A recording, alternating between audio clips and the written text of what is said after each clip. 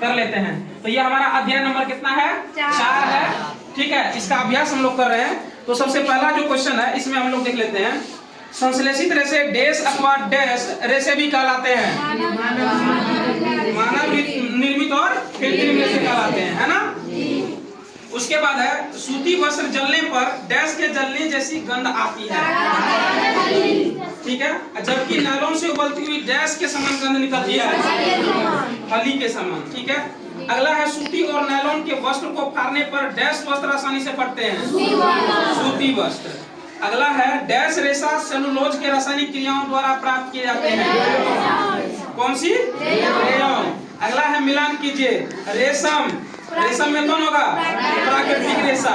अगला है parachute, parachute में क्या होगा? नायलॉन। कृत्रिम रेशम में क्या होगा? कृत्रिम रेशम में, और टेरिलिन में संश्लेषित रेशा। हो गया। अगला 2 नंबर में लॉन्ग क्वेश्चन है। इसका पहला ये है कि कुछ रेशे संश्लेषित क्यों कहलाते हैं, इसका हम लोग आंसर देख लेते हैं। तो हम लोग संश्लेषित रेशा का जो भी डेफिनेशन पढ़े थे लगभग वही आंसर लिखना है, ठीक है। तो क्या पढ़े थे? कुछ ऐसे रेशे होते हैं जिनको रासायनिक संश्लेषण के द्वारा प्राप्त किया जाता है, इस प्रकार के रेशे को क्या कहते हैं? संश्लेषित रेशा कहते हैं। कुछ ऐसे रेशे होते हैं जिनको कैसे प्राप्त किया जाता है? संश्लेषित, जिसको कैसे प्राप्त किया जाता है? रासायनिक संश्लेषण के द्वारा प्राप्त किया जाता है। किसके द्वारा प्राप्त किया जाता है? रासायनिक संश्लेषण के द्वारा प्राप्त किया जाता है। ऐसे रेशे को हम लोग क्या कहते हैं? संश्लेषित रेशा कहते हैं। इसमें कौन कौन सा रेशा आता है? जैसे नायलॉन हो गया, टेरिलिन हो गया, पॉलिस्टर हो गया इत्यादि, ये सब किसमें आते हैं?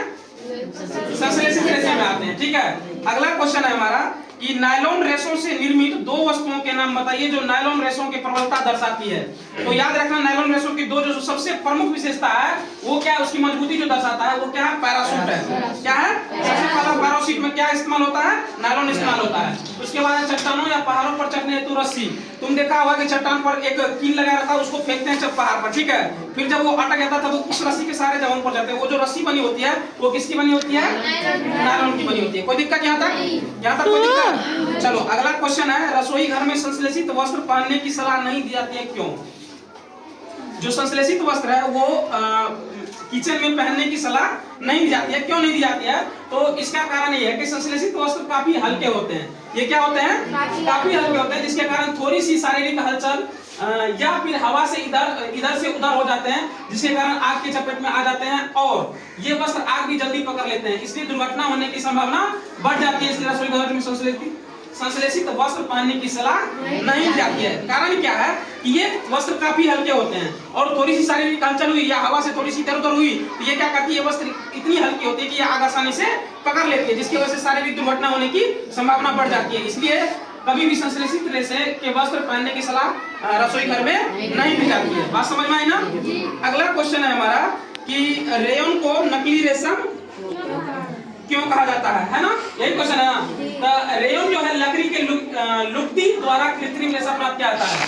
रेयन कहाँ प्राप्त किया जाता है? लकड़ी के लुगदी द्वारा ये कृत्रिम रेशा को प्राप्त किया जाता है, जिसका गुण क्या होता है? रेशम के समान होता है। इसका गुण लगभग क्या होता है? रेशम के समान होता है। यही कारण है कि इसको रेयन को कृत्रिम या नकली रेशम कहा जाता है। कोई दिक्कत इसमें नहीं। अगला क्वेश्चन है, संश्लेषित वस्त्र गर्मी के मौसम में आरामदेह नहीं होता है, क्यों? तो देखो क्या होता है कि क्योंकि संश्लेषित वस्त्र में जल ग्रहण करने की क्षमता बहुत कम होती है तथा उष्मा का सुचालक होती है, यानी धूप या प्रकाश को ग्रहण कर काफी गर्मी महसूस होता है, साथ ही पसीना को भी नहीं सोख पाता। इन्हीं कारणों से ये गर्मी में आरामदायक नहीं होते हैं।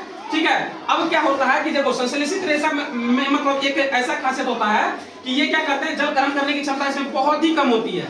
क्या होती है? जल ग्रहण करने की क्षमता बहुत ही कम होती है, और ये क्या करता है? जैसे ही धूप या प्रकाश पड़ा तो वो क्या करता है? सीधा हमारे शरीर तक भेज देता है, जिसके कारण क्या होता है?